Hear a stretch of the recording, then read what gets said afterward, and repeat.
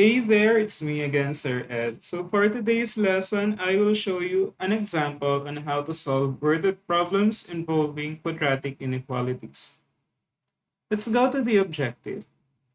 The objective of the lesson is for you to be able to solve worded problem involving quadratic inequalities.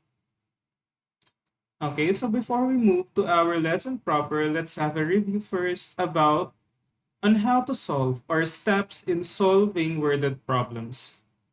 The first step is to read and analyze the problem carefully. Then second is to identify what are the given. So you have to identify the given and what is being asked. After that, after identifying the given, we can now formulate an equation using the given from the problem. Then solve the equation using the formulated equation. Then after that, or the last step will be check the solution. Next, let's have a review on steps on how to solve quadratic inequalities. The first step is to transform the given quadratic inequality into quadratic equation. Next is to solve the roots or critical points. You may use different methods in solving quadratic equations. So we have four methods here. We can use extracting the square root, factoring, completing the squares, or quadratic formula. Third is use the roots or critical points to obtain the intervals. Then choose a test point in each interval to determine the solution set. Fifth is check the obtained solution set in the original inequality. Okay, now let's have the example. Mr. Irwin is planning to put tiles on his living room's floor. The desired length of the floor is 4 meters longer than its width, and the area is greater than 100 square meters. You will cover the floor completely with tiles. What will be the possible dimension of the floor? So according to the problem, we are looking for the possible dimensions of the floor.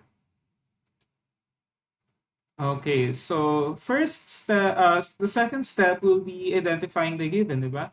So the given are, okay, we have the length of the floor, which is 4 meters longer than its width. The area is greater than 100. And width is unknown. Okay, so hindi natin alam kung ano yung sukat ng width. Okay, now let's have the illustration. Okay, so we have the floor.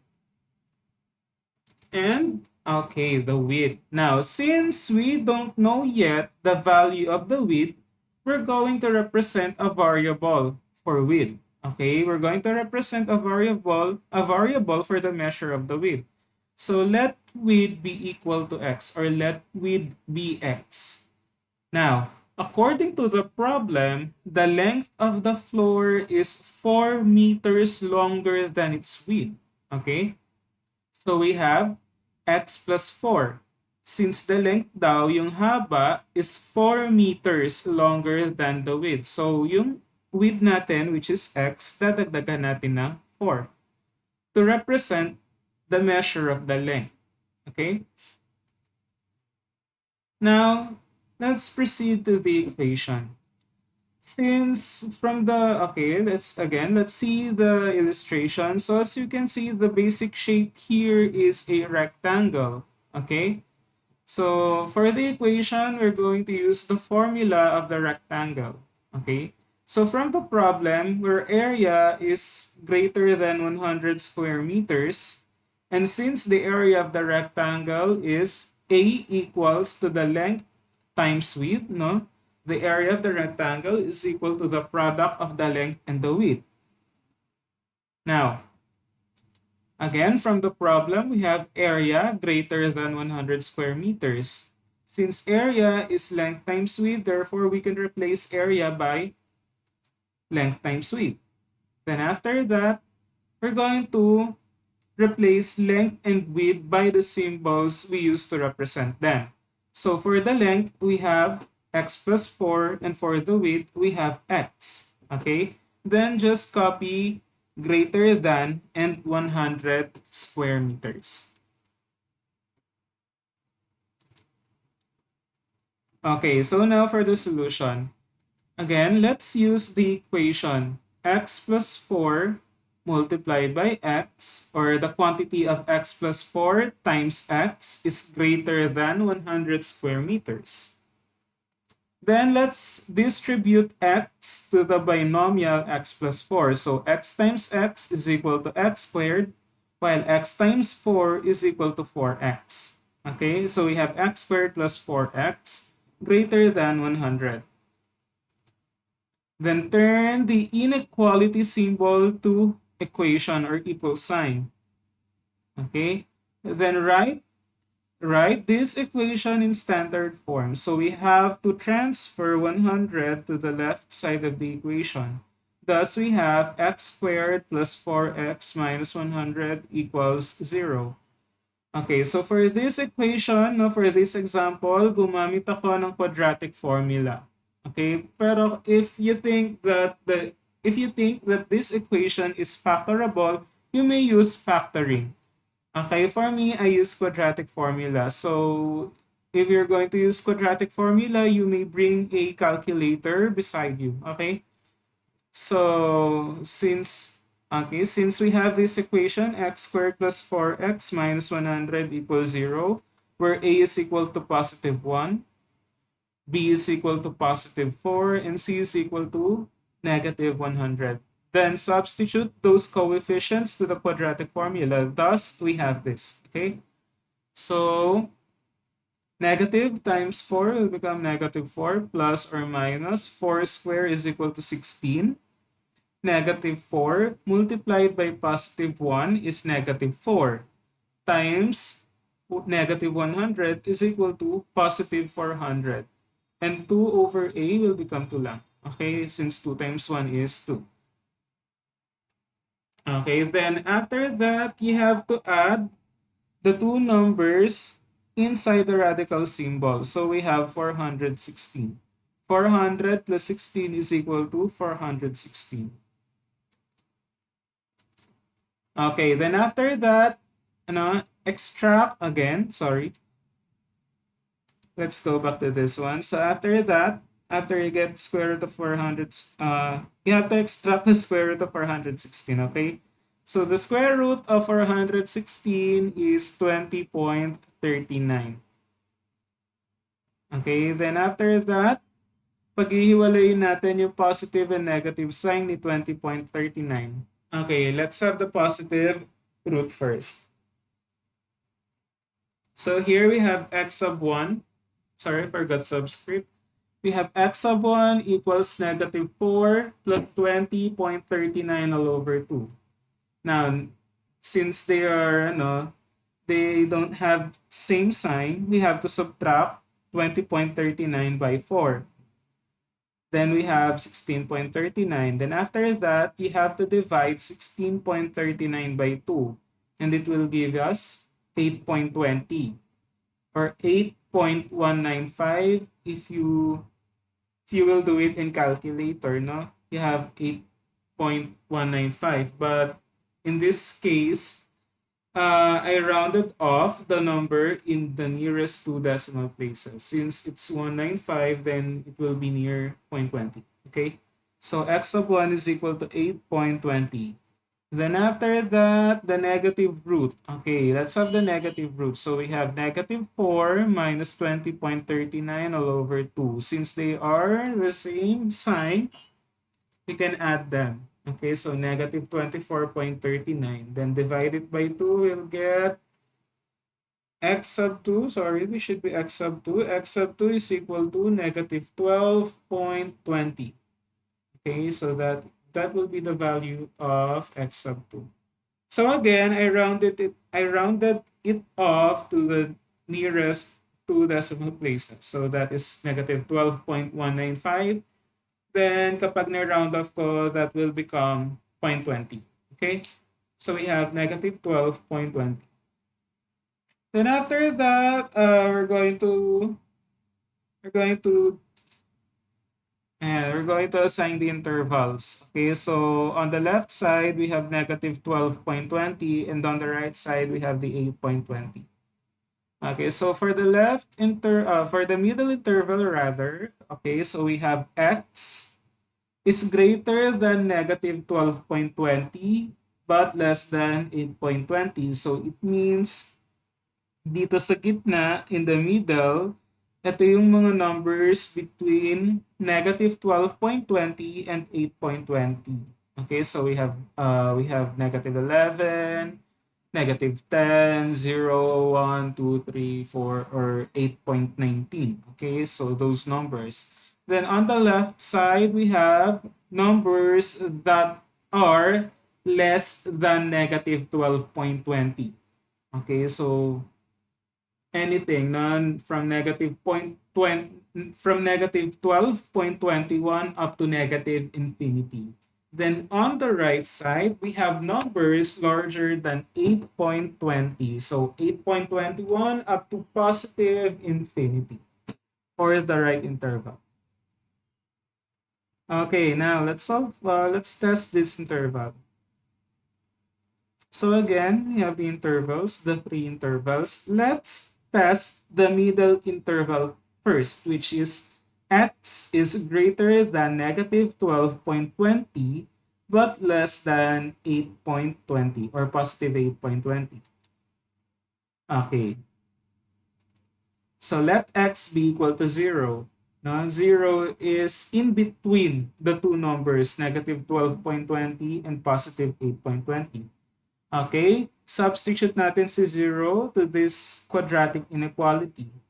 X will become 0 raised to 2. 4x will become 4 times 0. Then copy greater than symbol and 100. Okay, as you can see, this will result to 0. And this statement, 0 is greater than 0, is false. Okay, so we're going to judge the value. We're going to judge if the statement no, is true or false. Kung yung mathematical statement natin ay true or false. Now, let's have, okay, so, okay pala. From the previous lesson, I already told you that you have to test the middle interval first para malaman mo agad kung ano yung lalabas dun sa right and left interval. Okay? Since the middle interval is not a solution for the quadratic inequality, it means that the left and the right intervals are the solution of our quadratic inequality. Okay, so to prove that, let me show you this. So let's test values that are less than negative 12.20. So let's use, for this example, let's use negative 20. Okay, so replace x by negative 20 and we'll get 320 greater than 100. So this is true. Okay, we have negative 20 raised to 2 is equal to positive 400. 4 times negative 20 is equal to negative 80, and 400 minus 80 is equal to positive 320, which is greater than 100. So this is true. Now, let's go to the right interval.